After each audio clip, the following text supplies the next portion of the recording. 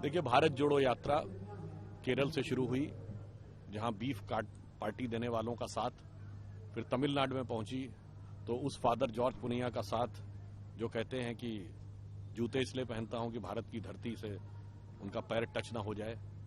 फिर कर्नाटक में पहुंचती है तो वहां के वो कार्यकारी अध्यक्ष जो हिंदू शब्द के लिए गंदा कहते हैं। फिर महाराष्ट्र पहुंचती है तो स्वतंत्र वीर सावरकर का अपमान। उसके बाद गांधीयंस विद गन कहने वाली मेधा पाटकर, यानी महात्मा गांधी और बंदूक का साथ। ऐसे तमाम, और फिर ये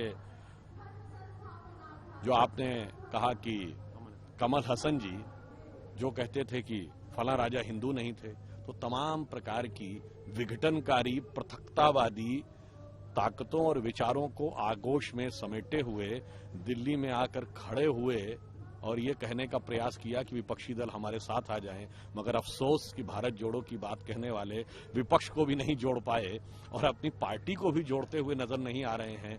तो उनके ऊपर तो मुझे वह पंक्ति लगती है उचित कि जब वो दिल्ली में प्रवेश कर रहे हैं जहां उनकी सल्तनत तबाह हो चुकी है, 2 विधानसभा और लोकसभा चुनावों में 0-0 सीटें हैं और हाल ही में एमसीडी में तबाही हो चुकी है। तो जैसे दिल्ली का आखिरी मुगल बादशाह बहादुर शाह जफर ने जो नज्म लिखी थी वो उनके ऊपर है कि इसमें हबीब का अर्थ होता ना दोस्त।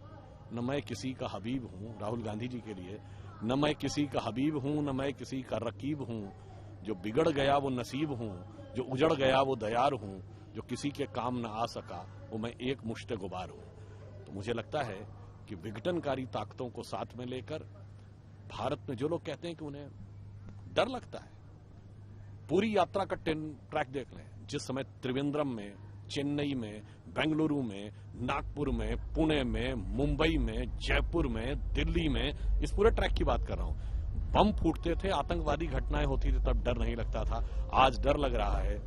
ऐसी नजर रखने वालों के लिए तो मैं कहूंगा नजारा बहुत बदला हुआ है।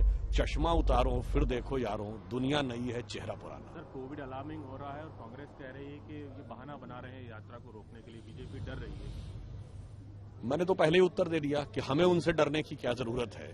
जिस दिल्ली में वो 2 बार लोकसभा विधानसभा चुनाव में 0-0 सीटें और हाल ही के एमसीडी में पूरी तरीके से राजनीतिक रूप से ध्वस्त हो चुके हैं, वहां पे आपको लगे कि डरना तो कांग्रेसी लगता उनसे डरते हैं, क्योंकि उन्होंने नहीं बुलाया। हिमाचल में तो काम चल गया।